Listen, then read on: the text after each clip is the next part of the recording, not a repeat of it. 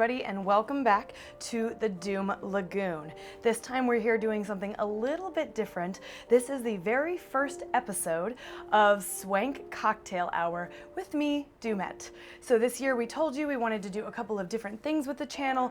We are still doing all of our tiki stuff, do not worry, but being the vintage lovers that we are and being the bartender that I am, I really wanted to introduce more of like a vintage cocktail series. So being the vintage lovers that we are, of course, I really wanted to dive into classic cocktails, not only because I love vintage and I love the feel of a kind of dark, just swanky cocktail lounge, but also because I am trying to up-level my own skills as a bartender. If you don't know, I'm a bartender, and trying to use this sort of also as like a self-study into just perfecting different types of classic cocktails and sort of just venturing into the world of mixology and into kind of a little bit more nuanced cocktails in general.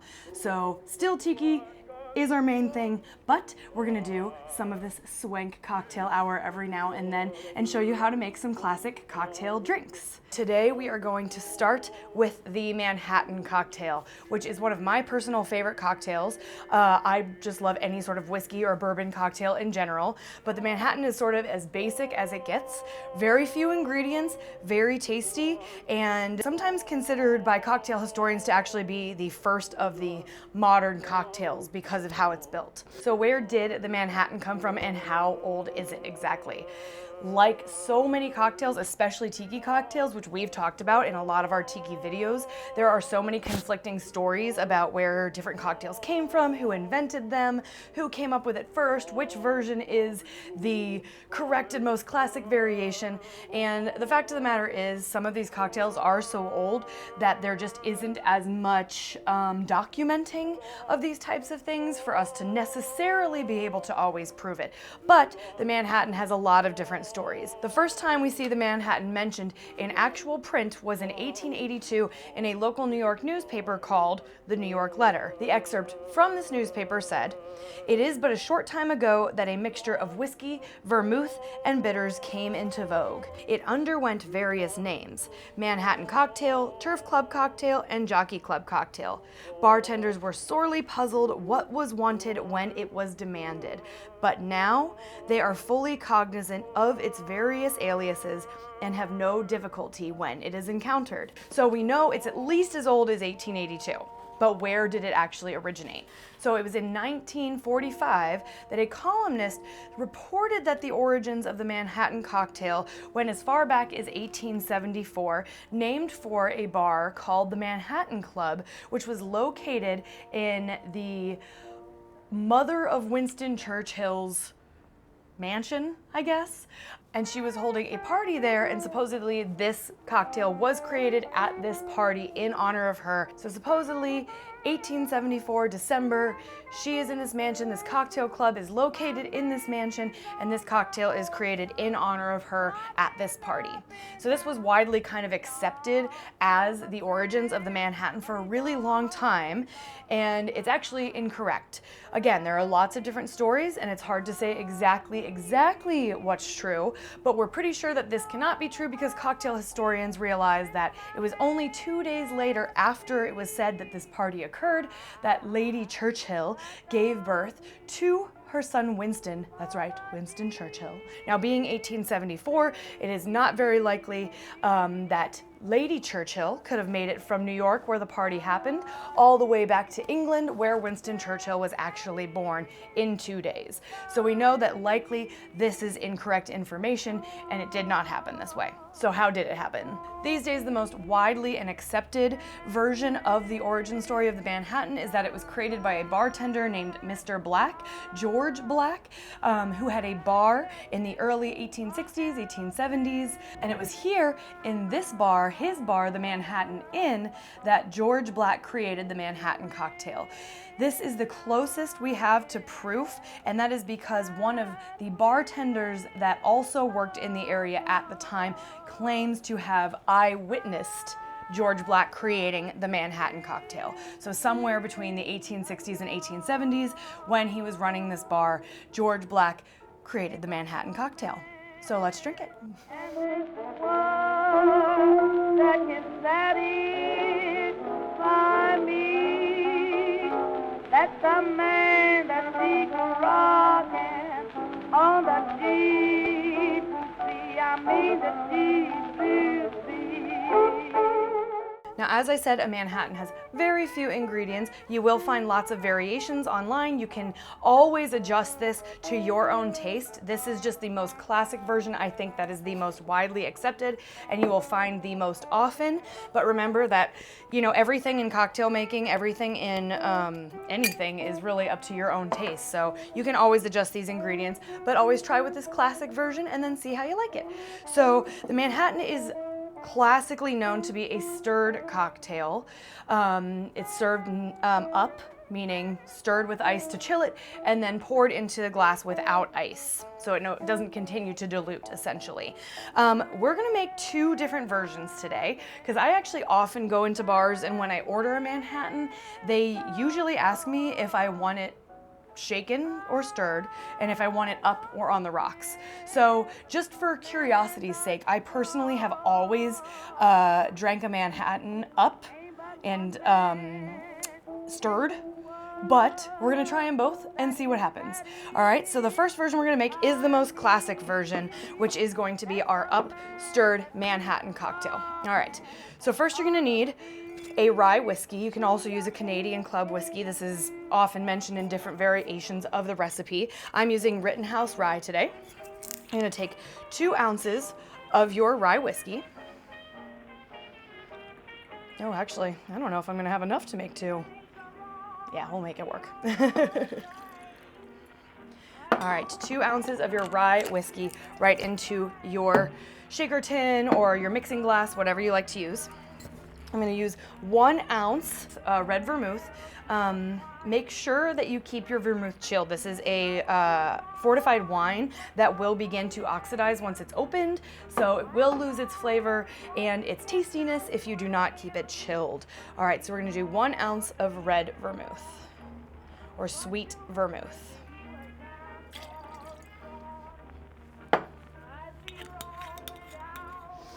And then finally, 2 dashes of Angostura Bitters.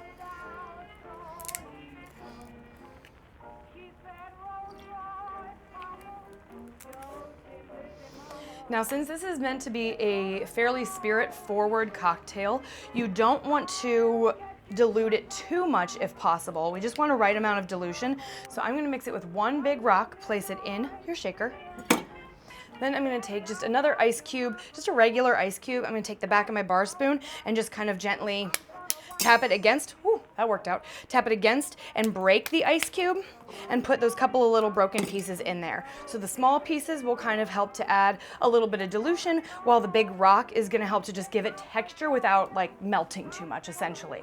All right, so once you have your ice in there, you're gonna take your bar spoon and we're just gonna stir. Now, I usually stir until the shaking tin feels pretty cold in my hand. That's how I usually tell. I think the accepted standard is probably somewhere, 30 seconds. I'm chilling it.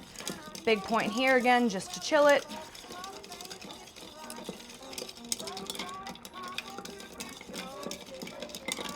All right, so you can even see the outside. Maybe you can't see the outside of the tin is even kind of starting to get frosty.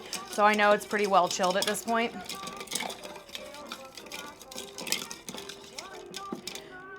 All right, I think that's probably enough. And then if you can also chill your glass, please chill your glass as well. Because again, we don't want to add too much dilution. We're keeping the ice out of it so it will not continue to dilute, but we want it to be a nice cold cocktail. Not super crazy cold, just nice cold and refreshing. Now that it's mixed up, nice and chilled, I'm going to take my cocktail strainer and just pour right into a chilled coupe or even a martini glass if you'd like. Beautiful. And the garnish is just going to be a cherry. Of course, I would never recommend using those bright red maraschino cherries. Get a nicer cherry. All right, fish one out, plop that in there. That's really gonna add the only sweetness you need. Again, not a sweet cocktail, just a nice, very spirit-forward, classic, almost no ingredients cocktail. All right, let's check it out.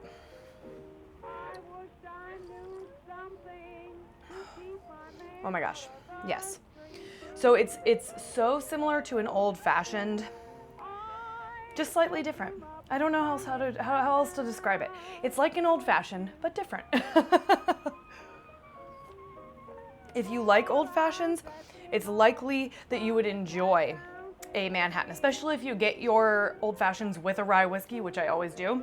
Then I would definitely suggest the Manhattan. Very spirit forward. There's almost no burn from the whiskey at all. Very little sweetness, pretty much just a little bit from that red vermouth, that sweet vermouth, and then your cherry adds even a little bit more. You got that nice pinch of the bitters. It gives you almost like a spiciness in the back. It's just a really balanced, really tasty, and really classy looking cocktail. So let's see how much it changes the cocktail if we do it shaken and then we serve it on the rocks, okay? This is the other way that I often see people ordering it. I've never actually had it that way, so I just like to see the difference. This is really good though. Okay, all right, let's try the other version. All right, starting with the exact same recipe, we're just gonna do it the exact same way. I suppose an argument could be made, since technically it'll be shaken, it'll probably be diluted more. So an argument could probably be made of you adjusting the recipe somehow, but we're just gonna go in with the exact same recipe and see how it changes it. So again, we're doing 2 ounces of your rye whiskey. I'm using Rittenhouse Rye. Then we're doing 1 ounce of our sweet red vermouth. I'm using that Dolin Vermouth Rouge. Okay, 1 ounce. Again, 2 dashes of Angostura Bitters.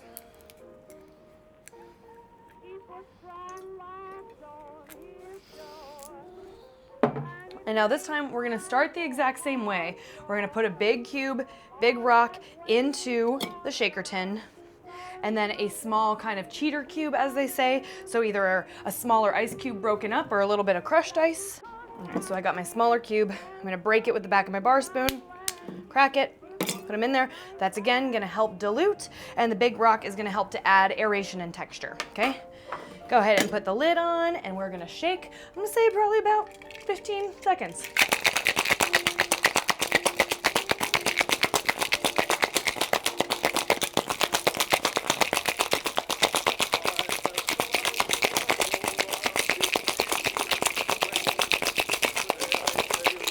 All right, once you have that, my hand is very cold.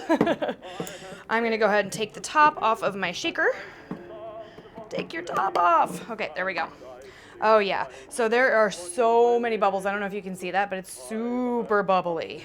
All right, and then this time I'm gonna go ahead and use kind of, it's a single old-fashioned glass, but it's kind of shaped a little bit like a martini glass, so I thought that would be nice for an on the rocks Manhattan. And then for this, I've chosen, even though we're doing on the rocks again, I'm gonna take one of my big rocks, my big cubes, place it in the glass.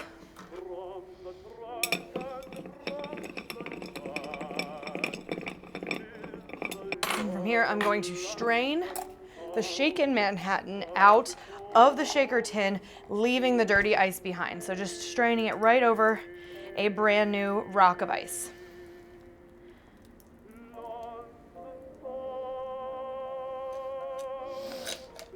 All right, so we have that big rock in there, which looks really nice. I'm still gonna add the cherry. I'm just gonna place that right on top there. All right. All right, so now we have Manhattan shaken on the rocks. Let's see.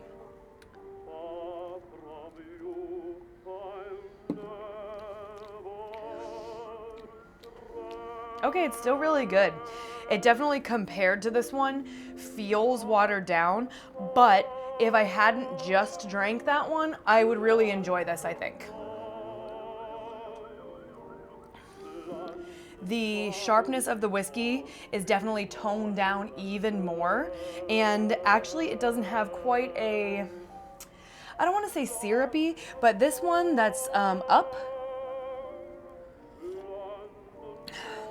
just, there's more of a presence. It's a silkier texture for sure. And I feel like that comes from the vermouth a little bit more, the sugar of the cherry a little bit more. While this one feels very just like light and airy. I would probably drink this one much faster because it doesn't feel as much of like a punch in the face when you're, and I mean that in the best way. This is a punch in the face in the good way. Yeah, it's still really, really good. But I would just say this one I'm almost getting just more of a subdued whiskey flavor, whereas this one I can kind of taste everything that's in it meshing together to create like a really nice combination, a really nice balanced drink. I can taste the vermouth, I can taste the bitters. I can even get a little bit from the cherry, whereas this one, it's honestly, a lot of it's disappearing. A lot of it's disappearing for me. It's just kind of, this tastes vaguely whiskey-like. So again, I would say it's still very good, but I would definitely stick with a classic stirred up Manhattan, personally. But everybody has their own tastes, and that's what's great about cocktails, is that you can always adjust things to make it work for your own tastes and your own preferences. All right, y'all. Thank you so much for joining me for the very first episode of Swank Cocktail Hour with Doomette, where we go over classic cocktails and other vintage cocktail recipes, straying slightly from our major tiki theme and just diving a little bit more into the old, swanky, dark, smoky cocktail clubs and bringing a little taste of that into the present. Because who doesn't want to sit in a dark cocktail lounge, sipping a classy Manhattan cocktail and maybe looking over and seeing old Blue Eyes or Dino smoking a little cigarette, playing a song on the piano, crooning away with a dame. No thanks, I don't drink. All right, y'all. Again, thank you so much for joining. Let me know in the comments if you've tried a stirred or a shaken Manhattan. What's your preference? And what other classic cocktails would you like to see on the next Swank Cocktail Hour? All right, y'all. Thanks so much. Love you, love you. See you soon. Left my mother